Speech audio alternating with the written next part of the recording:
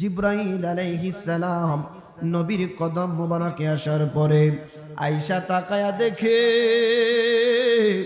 নবী আমার বিশ্রাম মুবারকের মধ্যে পড়ে আছেন। জিব্রাইল একবার মাথার পাশে যায়, একবার ডান দিকে যায়, একবার বাম দিকে যায়, একবার কদম মুবারকের দিকে যায়। জিব্রাইল বড় পেরেশানির মধ্যে পড়ে গেলেন। আমি যদি নবীজিকে ডাক দেই, নবীজি যদি কষ্ট পায়, তাইলে আল্লাহ যদি জিজ্ঞেস করে জিব্রাইলে তুমি ডাক দেওয়ার কারণে আমার বন্ধু নবীজি বড় কষ্ট পেয়েছে, তাইলে আমি জিব্রাইলের কোনো জবাব থাকবে না। এই জন্য জিব্রাইল নিজের জিহ্বা মুবারকটা নবীজির এই যে কদম মুবারকের তলা মুবারকের মধ্যে লাগিয়ে একটা মোর দিয়ে দিলেন। নবীজি আমার তন্দ্রা মুবারক থেকে উঠে গেলেন। আমার নবী ডাক দিয়ে বললেন, জিব্রাইল, জিব্রাইল রে, এই সময় কেন আমি রাসূলুল্লাহর তন্দ্রা থেকে তুমি আমাকে ঘুমটা ভেঙে দিলাম? জিব্রাইল আলাইহিস সালাম ডাক দিয়া কই, নবী গো, আল্লাহর দরবার থেকে আমি জিব্রাইলকে বুরাক দিয়া পাঠিয়ে দিয়েছে, জান্নাতি পোশাক দিয়ে আপনার কদম মুবারকে পাঠিয়ে দিয়েছে। এই যে পাগড়ি মুবারক, এই যে পোশাক মুবারক, আপনার নবী আমার নবীজি আল্লাহর দিদারে যাবেন। জিব্রাইল তোমার জিহ্বা মুবারকটা আমার কদমে লাগাইলাও, ঠান্ডা অনুভব হলো। কিতাবের নাম রাহাতুল মুহিব্বুন বলছিলাম, নিজামউদ্দিন আউলিয়া রাহমাতুল্লাহি আলাইহি বড় চমৎকার ভাবে লিখেছেন, জিব্রাইলের এই জিহ্বাটা আমার আল্লাহ স্পেশাল ভাবে সৃষ্টি করেছেন। স্পেশালটা কি? জিব্রাইলের জিহ্বাখানি আমার আল্লাহ কর্পূর দিয়ে সৃষ্টি করেছেন। কর্পূর এমন একটা বস্তু, কর্পূর এমন একটা জিনিস যে কর্পূরটা তুলার চাইতে নরম, তুলার চাইতে নরম, বরফের মতো ঠান্ডাও। আমার আল্লাহ জিব্রাইল যে এই কাজ করব আমার আল্লাহ আগে থেকেই জানেন। এই জন্য আমার রব্বুল আলামিন জিব্রাইলের জিহ্বাটা কর্পূর দ্বারা সৃষ্টি করেছেন। জিব্রাইলের জিহ্বাটা লাগানোর সাথে সাথে নবীজি যাতে ঠান্ডা অনুভব করেন, কষ্ট যাতে না হয়, তুলার চাইতে নরম করে দিয়েছেন। কারণ নবীজির কদম মুবারকের মধ্যে সুতা পরিমাণ যাতে ব্যথা অনুভব না হয়। একবার জুড়ে বলা যাবে কি সুবহানাল্লাহ? ওরে নূরের নবী যাই দিদারে নিলেন খোদা তাআলা, নূরের নবী নিলেন খোদা তাআলা, সেই খুশিতে পড়ি সবাই দুরুদ সাল্লে আলা, সেই খুশিতে পড়ি সবাই দুরুদ সাল্লে আলা। জিব্রাইলে হুকুম পায়া মক্কায় আসে দাওয়াত লয়া, জিব্রাইলে হুকুম পায়া, জিব্রাইলে হুকুম পায়া মক্কায় আসে দাওয়াত লইয়া, ডাক দিতে সাহস না পায়া জিহ্বা কদম তলা, ডাক দিতে সাহস না পায়া জিহ্বা কদম তলা, সেই খুশিতে পড়ি সবাই দুরুদ সাল্লে আলা, সেই খুশিতে পড়ি সবাই দুরুদ আলা। সিদরাতুল মুনতাহায় গিয়া জিবরাইল বলে ডাকিয়া, সিদরাতুল মুনতাহায় গিয়া,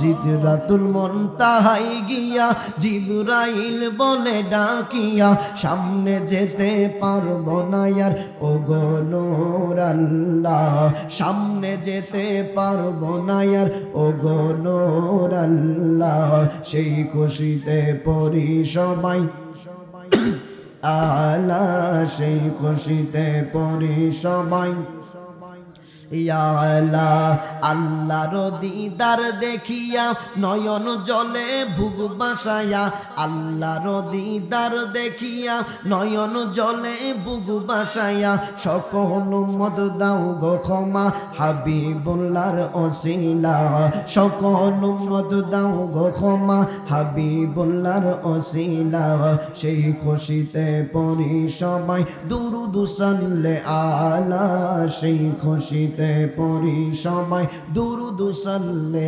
আলা একবার জুড়ে বলা যাবে কি সুবহানাল্লাহ নবীর কদম মুবারকে জিব্রাইল আলাইহিস সালাম মূল টপিক এখন কথা বলবো মূল বিষয়ে চলে যাচ্ছি জিব্রাইল আলাইহিস সালাম নবীজিকে সজাগ করলেন জিব্রাইল আলাইহিস সালাম যেই মাত্র সজাগ করলেন আমার নবী ডাক দিয়ে বললেন জিব্রাইল আরে জিব্রাইল আল্লাহর বাড়িতে আমি বেড়াইতে যাব আমার আল্লাহ বুরাকের ব্যবস্থা করে দিলেন আমার আল্লাহ পোশাকের ব্যবস্থা করে দিলেন আপনার বাড়িতে আমি কোন পোশাকটা লাগিয়ে আসব আজকের এই মাহফিলের মধ্যে আমি জয়নগরী কোন পোশাকটা লাগিয়ে আসব আমি জয়নগরী সিলেক্ট করব আমি নিজে সিদ্ধান্ত নিব আমি কোন পাগড়িটা পরব আমি নিজে সিদ্ধান্ত নিব কিন্তু আমার নবী আপনার নবীজির ব্যাপারে আলাদা বিষয় আমার আল্লাহ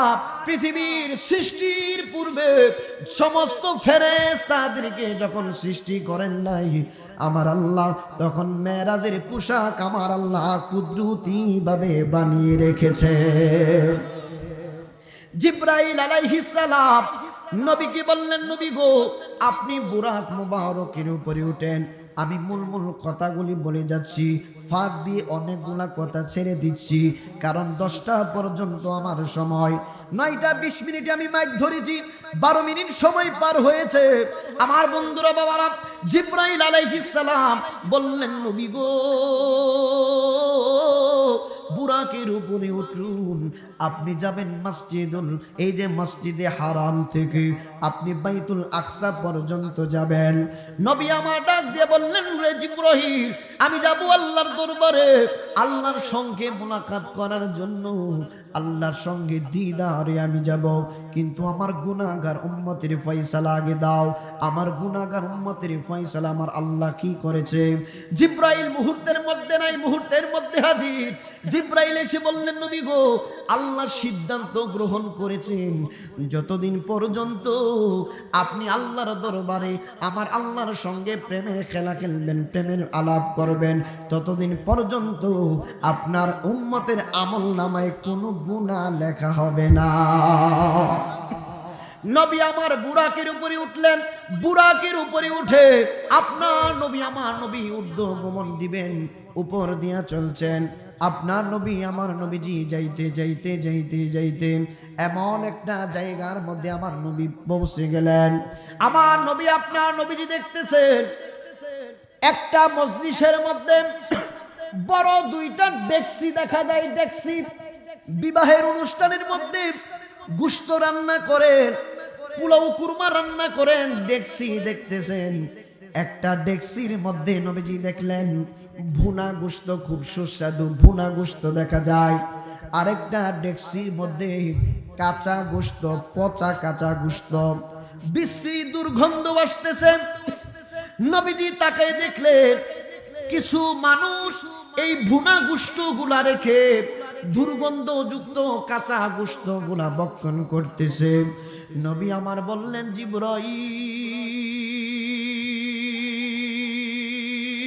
জিব্রাইল রে এরা কারা এদের পরিচয় কি এরা ভুনা গোশত গুনা রেখে কেন দুর্গন্ধযুক্ত কাঁচা গোশত ভক্ষণ করছে জিব্রাইল বললেন নবী গো এরা হচ্ছে আপনার ওই সকল উম্মত যেই পুরুষগুলা দেখতেছেন এই পুরুষগুলার ঘরের মধ্যে সুন্দর সুন্দর স্ত্রী থাকা সত্ত্বেও তারা অন্য জায়গায় গিয়ে পরকীয়ায় লিপ্ত হয়ে যেত অন্য মহিলার সাথে পরকীয়ায় সম্পর্কে জড়িয়ে যেত নবী গো এরা অন্য মানুষের মহিলাদের সঙ্গে খারাপ কাজে লিপ্ত হতো নিজের ঘরে সুন্দর বিবি থাকা সত্ত্বেও সে সন্তুষ্ট থাকতো না ইয়া রাসূলুল্লাহ আল্লাহ নবী গো, যেই সকল মহিলাদেরকে দেখছেন এরা হচ্ছে ওই সকল মহিলা যাদের স্বামী থাকা সত্ত্বেও স্বামী যখন ঘরের বাহিরে কাজের জন্য চলে যাইত, তারা অপর পুরুষের সঙ্গে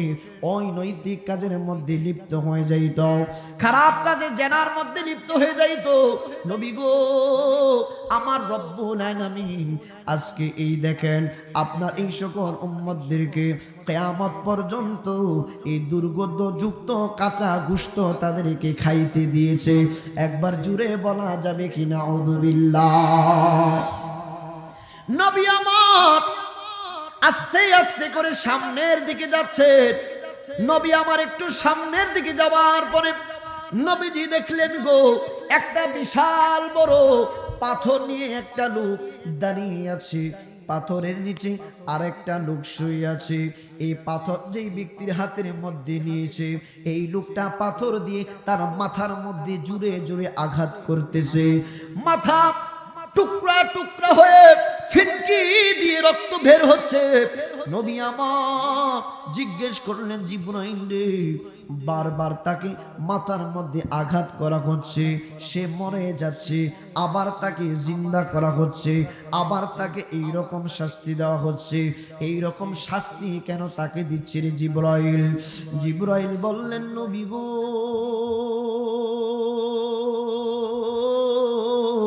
নবী, এই লোকগুলা হইল ওই সকল উম্মত আপনার মসজিদের মধ্যে যখন নামাজের জন্য আজান হয়ে যেত, মসজিদের মধ্যে মুয়াজ্জিন যখন হাইয়া আলাস সালাহ বলতো, মসজিদের মধ্যে যখন হাইয়া আলাল ফালাহ বলতো, নামাজের জন্য এসো, কল্যাণের জন্য এসো। নবী গো, আপনার কিছু উম্মত অলসতামি করে, আপনার কিছু উম্মত বেখেয়াল বশত ইচ্ছে করে অনেকে নামাজ তরক করতো, নামাজ পড়তো না।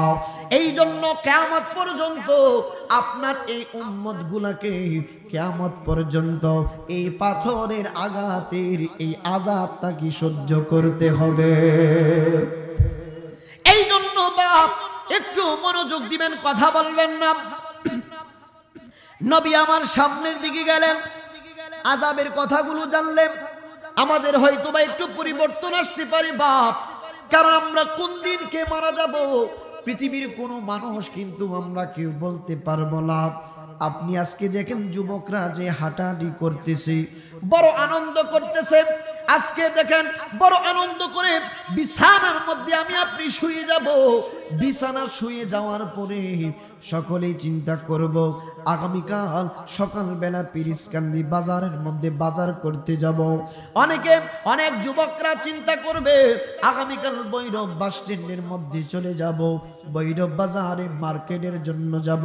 কিন্তু একটা হলো করে আপনি মন থেকে উত্তর দিবেন আপনারা, আমি আপনি যখন রাত্রিবেলা ঘুমিয়ে যাব, বলেন তো চক্ষুটা বন্ধ হবে ঠিকই, ফজরের পরে চক্ষুটা খুলবে কিনা পৃথিবীর কোনো মানুষ বলতে পারবো নি। ও তোর পিছে পিছে ঘুরছে সমন, পিছে পিছে ঘুরছে সমন, কোন দিন জানি তোর হবে সমন জারি। দেখ না মন ঝাঁক মারিয়ে দুনিয়াদারি, দেখ না মন ঝাঁক মারিয়ে দুনিয়াদারি। ভাই বন্ধু আর আপন জনা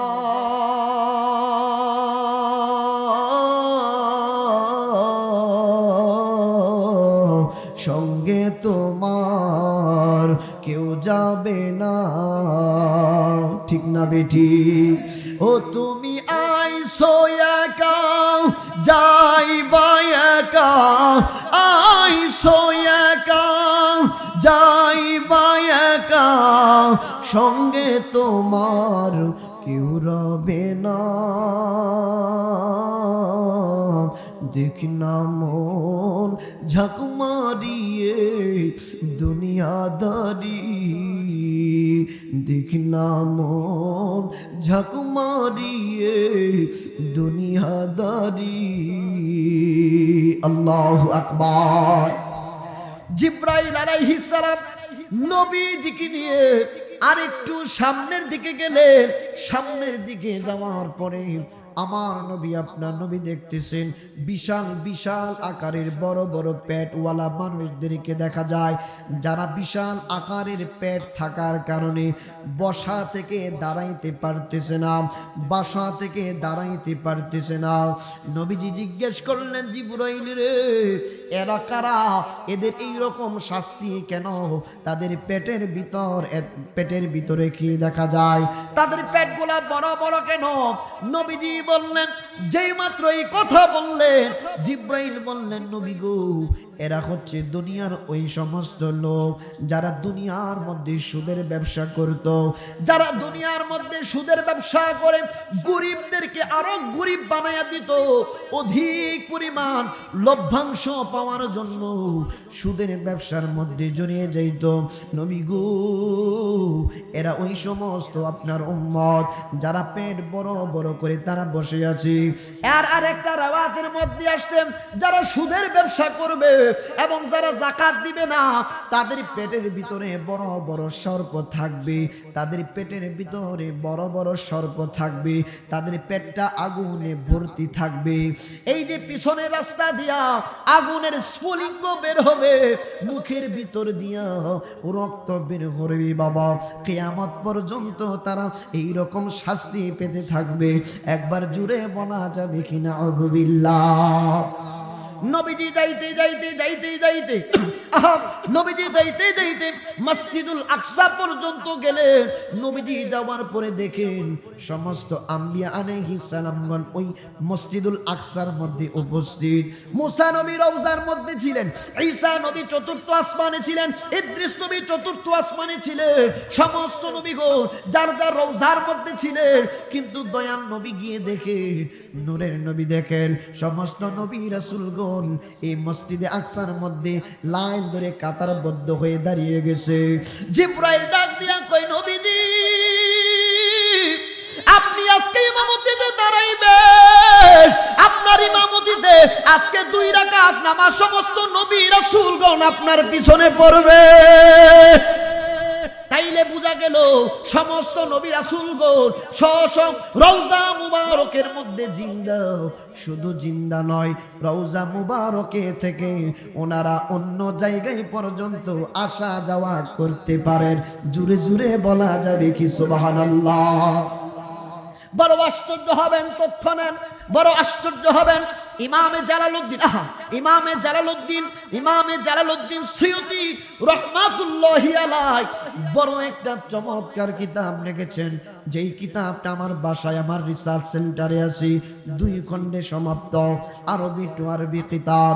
ইমাম জালালউদ্দিন সুয়ুতি একটা রিসালার মধ্যে তিনি বর্ণনা করতেছেন, আপনার নবী আমার নবীজি কেমন নবীজি। দেখেন, নবীজির কোন উম্মত যদি কোনো গুনার কাজ করে ফেলে, সাথে সাথে নবীজি রওজা মুবারক থেকে উম্মতের জন্য আল্লাহর দরবারে ক্ষমা প্রার্থনা করতে থাকে।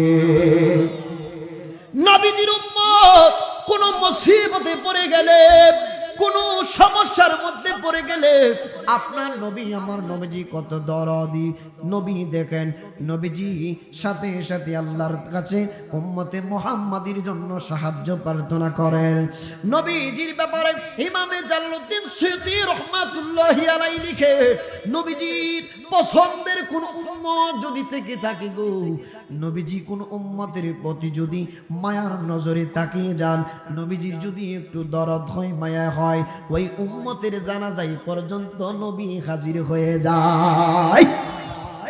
আল-হাবিলিল ফাতাওয়ার মধ্যে আছে রে বাপ, ইমাম জালালউদ্দিন সুয়ুতি রাহমাতুল্লাহি আলাইহি 221 পৃষ্ঠার মধ্যে আবারত খানি আনছেন। আমি বিস্তারিত রেফারেন্স টানছি না। আপনার নবী আমার নবীজি মসজিদুল আকসার মধ্যে নামাজ পড়াইলেন। বলেন তো সমস্ত নবীগণ যার যার রওজার মধ্যে ছিল, কিন্তু মসজিদুল আকসার মধ্যেও আবার দেখলেন আবার নবীজি প্রথম আসমান, দ্বিতীয় আসমান, তৃতীয়, চতুর্থ আসমানে যখন যাইতে লাগলেন, প্রত্যেকটা আসমানের মধ্যে নবীগণের সঙ্গে সাক্ষাৎ হয়ে গেল। তার মানে এটাই বোঝা যাচ্ছে সমস্ত নবী রাসূলগণ আল্লাহ প্রদত্ত ক্ষমতা বলে যেখানে ইচ্ছা তারা সেখানেই যাইতে পারে। জুরে জুরে বলা যাবে কি সুবহানাল্লাহ।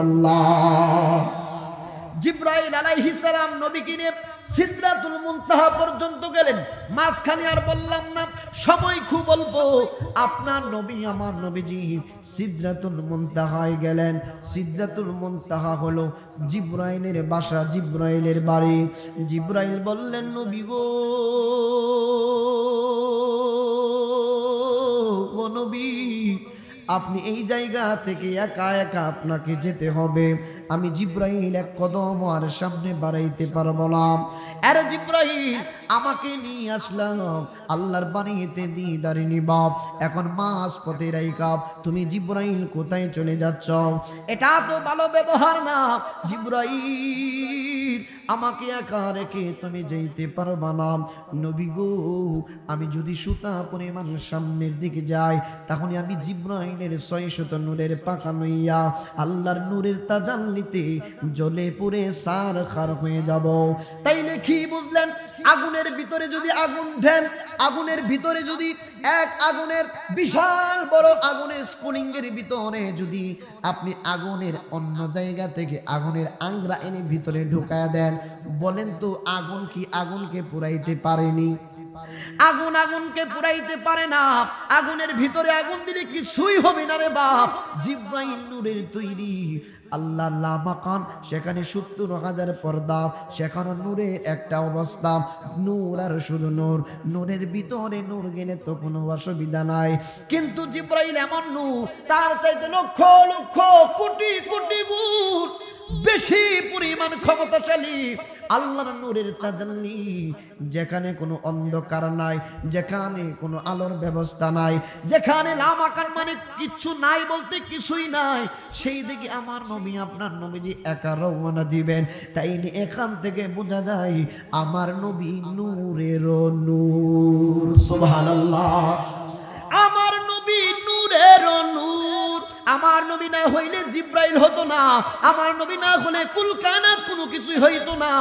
বাবা, একটু আপনি মনোযোগ দিয়ে কথাগুলি শুনেন।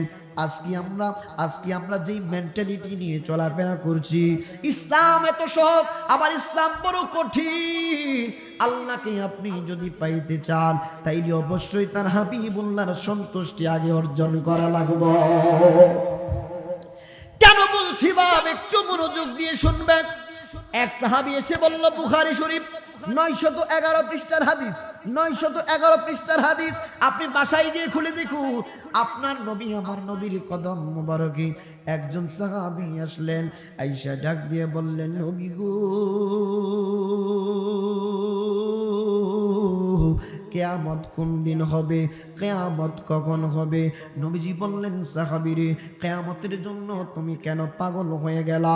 কিয়ামতের জন্য তুমি কি রেডি করছো, প্রস্তুত করছো? নবী গো, কিয়ামতের জন্য বেশি পরিমাণ আমার নামাজের ব্যবস্থা করতে পারি নাই, কিয়ামতের জন্য বেশি বেশি পরিমাণ রোজা রাখতে পারি নাই, কিয়ামতের জন্য বেশি বেশি পরিমাণ সদকায়ে জারিয়া করতে পারি নাই। ইল্লা হে, তবে একটা জিনিস আমার মধ্যে আছে। কই কি তোমার মধ্যে আছে? কই আমার জানের চাইতে আল্লাহ এবং তার রাসূলুল্লাহকে আমি বেশি ভালোবাসি। নবী আমার সাথে সাথে ঘোষণা করে দিলেন, হে মদিনাবাসী শুনো, আমি রাসূলুল্লাহ ঘোষণা করে দিলাম, আমি রাসূলুল্লাহ ভালোবাসা যার অন্তরের মধ্যে বেশি পরিমাণ থাকবে, আমি রাসূলুল্লাহর সঙ্গে হাসরের ময়দানে এসে সবচেয়ে বেশি কাছে থাকবে। হযরত আনাস বিন মালিক রাদিয়াল্লাহু তাআলা তিনি বর্ণনা করতেছেন, মদিনার মধ্যে ঈদ আসলে এত আনন্দ হয় না, মদিনার মধ্যে ঈদুল আযহা কুরবানির ঈদ আসলে এত আনন্দ হয় না, মদিনার মধ্যে অন্য কোনো বড় বড় উৎসব হলে এত বড় আনন্দ হয় না। যেদিন দয়াল নবীজি এই বাণী দিলে আমি রাসূলুল্লাহকে সবচেয়ে বেশি যে ভালোবাসবে, কিয়ামতের ময়দানে আমি রাসূলুল্লাহর সঙ্গে তারা ছোট্ট ছোট্ট বাচ্চারা পর্যন্ত, সমস্ত মহিলারা পর্যন্ত মদিনার মধ্যে আনন্দের হিল্লোল বয়ে গেল, শুধু আনন্দ করতেছে আনন্দ করতেছে। জিজ্ঞেস করা হলো এত আনন্দ, কয় আমরা প্রত্যেকটা মানুষের অন্তরের মধ্যে পৃথিবীর মধ্যে যাহা কিছু আছে তাহার চাইতে সবচাইতে বেশি ভালোবাসি দয়াল নবীকে। একবার জুড়ে বলা যাবে কি সুবহানাল্লাহ।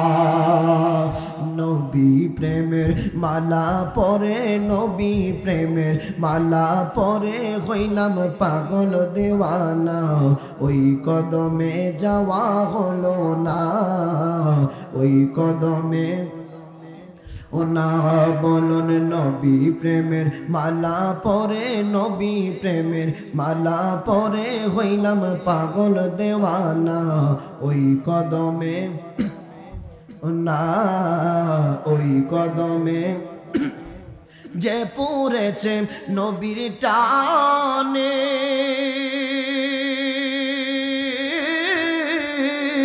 সেই তো নবীর কদর জানে গো। ওর যে পড়েছে নবীর টানে, সেই তো নবীর কদর জানে গো। ওরে মধুর বাণী শুনবি কানে, মধুর বাণী শুনবি কানে হইলে তাহার দেওয়ানা, ওই কদমে যাওয়া হলো না, ওই কদমে যাওয়া হলো না। বলুন নবী প্রেমের মালা পরে, নবী প্রেমের মালা পরে পাগল দেওয়ানা, ওই কদমে যাওয়া হলো না, ওই কদমে। আরে আগে ঈমান তাজা করো,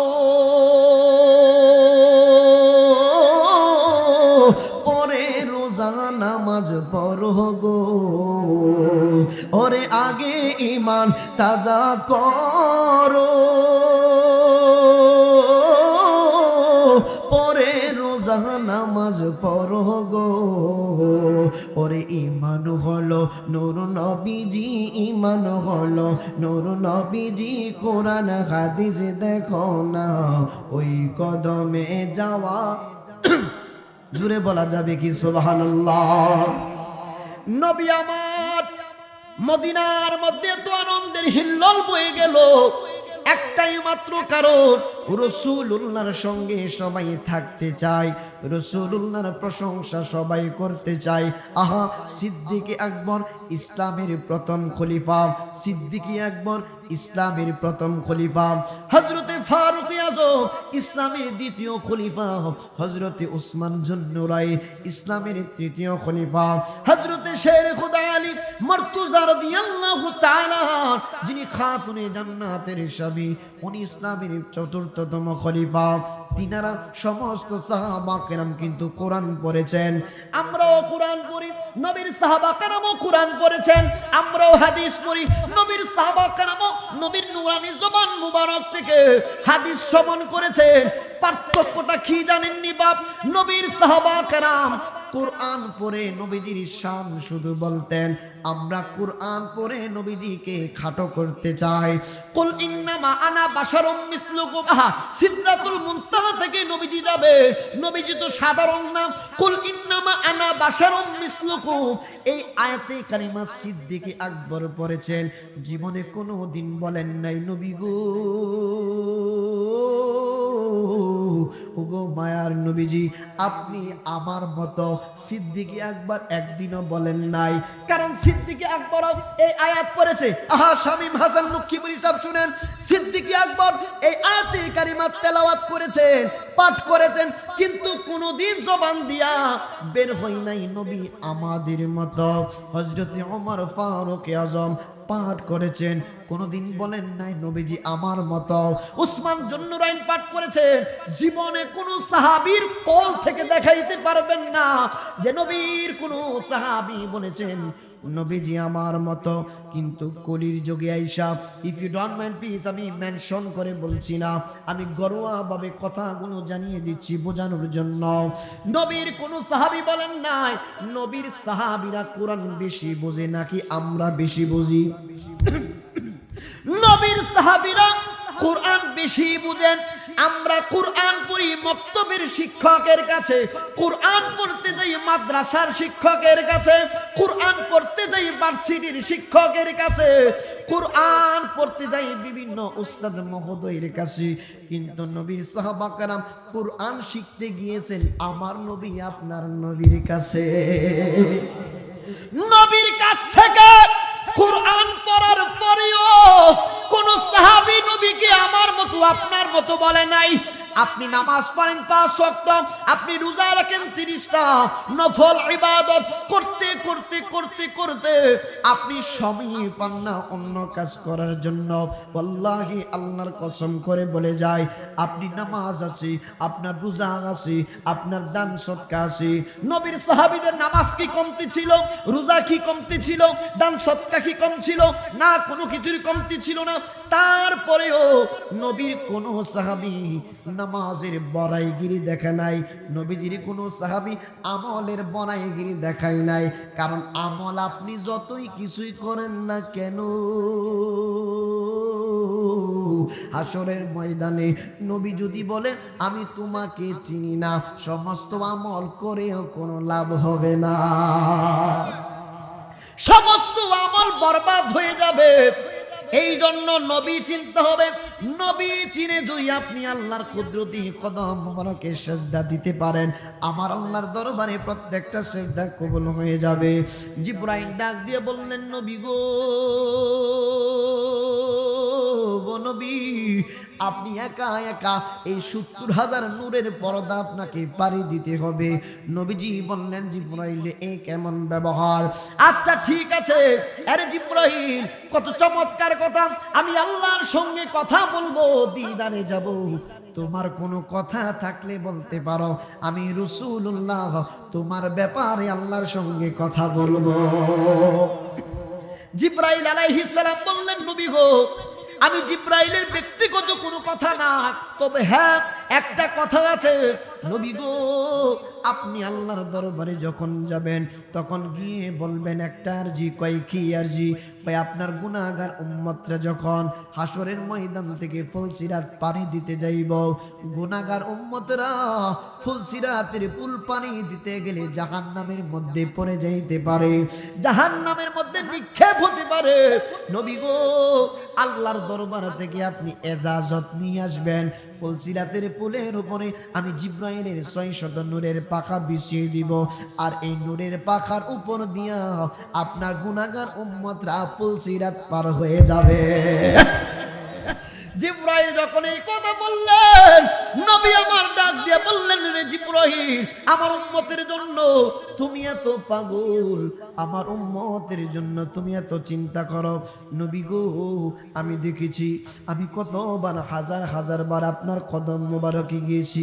নবী গো, একটা বারের জন্য আপনি নিজের কথা বলেন নাই, প্রতিবারই আপনার উম্মতের জন্য আপনি কেঁদেছেন, প্রতিবারই আপনার উম্মতের জন্য আপনি কথা বলেছেন।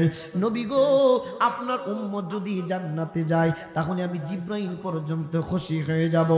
নূরের নবীজি আল্লাহর দরবারে মেহমান হয়ে যাচ্ছেন, নূরের নবীজি আল্লাহর দরবারে মেহমান হয়ে যাইতে যাইতে একটা পর্দা থেকে আরেকটা পর্দায় যাইতে 70,000 বছরের রাস্তা, আর একটা রেওয়ায়াতে আসছে 500 বছরের রাস্তা। নবীজি যাইতেছে, নূরের পর্দাগুলো ভেদ করে করে আপনার নবী আমার নবী যখন সামনের দিকে যাইতেছেন, হঠাৎ করে নবীজি স্তব্ধ হয়ে গেলেন। হঠাৎ করে কানের দিকে ভেসে আসলো সিদ্দিকে আকবরের কণ্ঠ, নবীজির সিদ্দিকে আকবরের কণ্ঠ। কি ব্যাপার, এই জায়গায় সিদ্দিকে আকবরের কণ্ঠ করতে গিয়ে আসছে? আমার আল্লাহ পানি দিলেন, পুষ্পবন্ধু নবী গো, আপনি আসতেছেন, একা একা ফিল করতেছেন, বোরিং ফিল করতেছেন, এই জন্য আমি একটা ফেরেশতাকে আপনি রাসূলুল্লাহ আসার আগে হাজার হাজার বছর পূর্বে একজন ফেরেশতা বানায়া রাখছি, যেই ফেরেশতার কণ্ঠটা সিদ্দিক আকবরের কণ্ঠের মতো সৃষ্টি করেছি। নবী গো, আপনি যখন একা একা বোরিং ফিল করবেন, আপনার যখন ভালো লাগবে না, সিদ্দিক আকবরের কণ্ঠ শোনার কারণে আপনি রাসূলুল্লাহর অন্তরের মধ্যে সাথে সাথে প্রশান্তি চলে আসবে। নবী আমার আল্লাহর দিদারে যাবেন, যাইতে যাইতে যাইতে যাইতে আপনার নবী আমার নবীজি একদম কাছাকাছি চলে যাচ্ছেন। আমার আল্লাহ পবিত্র কুরআনুল কারীমের মধ্যেই তো বলেছেন, সুম্মা দানা ফাতাদাল্লা ফাকানা কাবা কাউসাইনি আও আদনা। নবীজিকে বললেন, নবী গো আরেকটু সামনে আসেন। আমার নবী আরেকটু সামনের দিকে যাচ্ছেন। আল্লাহ বললেন, বন্ধু দুস্থ নবী গো আরেকটু সামনের দিকে আসেন। নবী আমার বললেন, আরেকটু সামনের দিকে গেলাম। যাইতে যাইতে যাইতে যাইতে এমন একটা নূরের খাম্বা দেখলাম, যেই খাম্বার মধ্যে সামনের দিক দিয়ে একটা তালা মুবারক দেখা যায়। তালা মুবারক দেখা যায়। তালা মুবারক খোলার পরে আপনার নবী আমার নবীজি যেই মাত্র ভিতরে প্রবেশ করলেন, যায় দেখেন এই বিশাল বড় একটা ঘর, চারটা খাম্বার উপরে দাঁড়িয়ে আছে। চারটা খাম্বা থেকে একটা খাম্বা থেকে পানির নদী বের হচ্ছে, আর একটা খাম্বা থেকে শরাবের নদী বের হচ্ছে। 3 নাম্বার খাম্বা থেকে মধুর নদী বের হচ্ছে। 4 নাম্বার খাম্বা থেকে মধুর কি বলে দুধের নহর বের হচ্ছে, স্রোত বের হচ্ছে। নবী আমার জিজ্ঞেস করলেন, মালিক এই নহরগুলা কোত্থেকে আসে?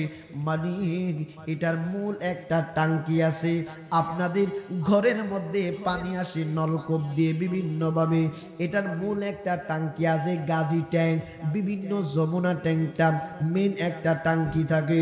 আমার নবী আপনার নবী জিজ্ঞেস করলেন, মালিক এটার মূল প্ল্যাটফর্ম কোথায়, টাঙ্কিটা কোথায়?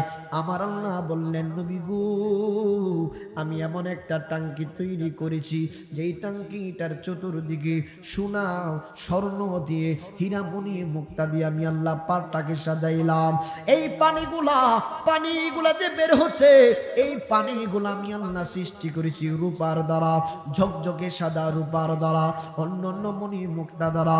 এই যে ঢেউ খেলতেছে গো নবী গো, এই ঢেউগুলা আমি আল্লাহ সৃষ্টি করেছি মুক্তার দ্বারা। ইয়া রাসূলুল্লাহ নবী গো, এই যে 4 রকমের পানি আপনি দেখতেছেন, এটার মূল টাঙ্কিটা হলো এইরকম বিবরণ। নবী আমার বললেন, মালিক ওগো আল্লাহ এই পানি কাদের জন্য? আমার আল্লাহ বললেন, নবী গো আপনি এই যে কিয়ামতের ময়দানে, হাসরের ময়দানে যখন আপনার উম্মতের জন্য উম্মতি উম্মতি বলে আপনি কাঁদবেন নবী গো, তখন আপনার কে স্টেজ আসতেছে? আচ্ছা দেখ তাহলে মাঝখানে এভাবে করার দরকার কি?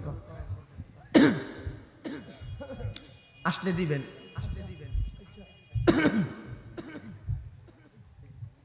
আচ্ছা দেখ অল্প সময় চলে আসবেন। তো রাসূল কারীম সাল্লাল্লাহু আলাইহি ওয়াসাল্লাম 10:03 বাজে সময় হয়ে গেছে। না আমি সামনে যাব না। এখন দেখেন রাসূল কারীম সাল্লাল্লাহু আলাইহি ওয়াসাল্লাম আল্লাহ পর্যন্ত গিয়েছেন শুধুমাত্র আমাদের জন্যই। উম্মতে মুহাম্মাদি কিভাবে নাজাত পাবে, কিন্তু আমরা উম্মত হয়ে নবী চিনলাম না। এখনো পর্যন্ত নবী চিনলাম না বাপ। কারণ নবী যদি চিনতাম, প্রত্যেকটা সেক্টরে প্রত্যেকটা জায়গায় আমার নবীর সুন্নতগুলো আমরা আঁকড়ে ধরতাম। নবীজির সুন্নতগুলো আঁকড়ে ধরার দরকার আসেনি বাপ? কথা বলেন, দরকার আসেনি? কিন্তু সুন্নতগুলাকে বিলুপ্তি করে দিয়ে বা বিলুপ্ত করে দিয়ে আমরা বিদআত প্রচার করছি। কারণ প্রত্যেকটা বিষয়ের নির্দিষ্ট মেথড আছে, পদ্ধতি আছে। আপনি যেখানে সুন্নত পদ্ধতিতে একটা কাজ করা সম্ভব আপনার পক্ষে, সেখানে সুন্নতটাকে মিটিয়ে দিয়ে যখন মন গড়া মোতাবেক নিজেদের মধ্য থেকে একটা পদ্ধতি বানিয়ে নেবেন, সেটাই হবে বিদআত। বুঝতেছেন? সেটাই হবে বিদআত।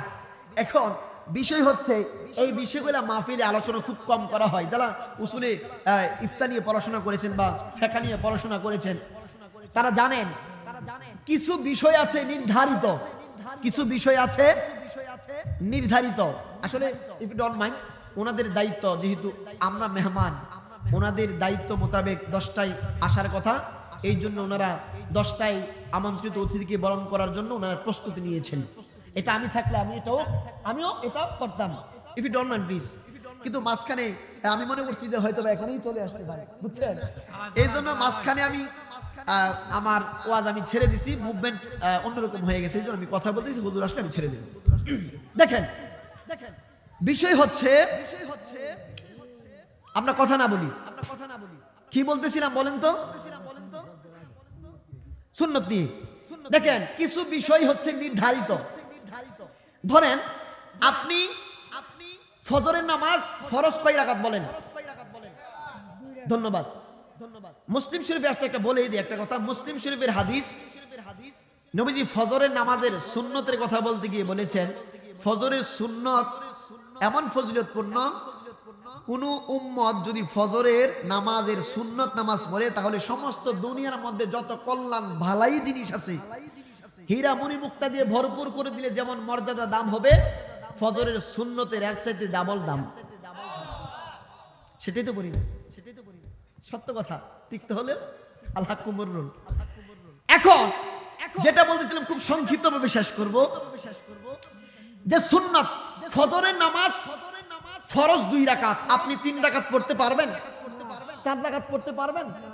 যদি আপনি ফজরের নামাজ, খুব মনোযোগ কথাটা, থিওরিটা, 2 রাকাতের জায়গায় 3 রাকাত করে ফেলেন, সেটা হবে বিদআত। সেটা হবে কি? বিদআত।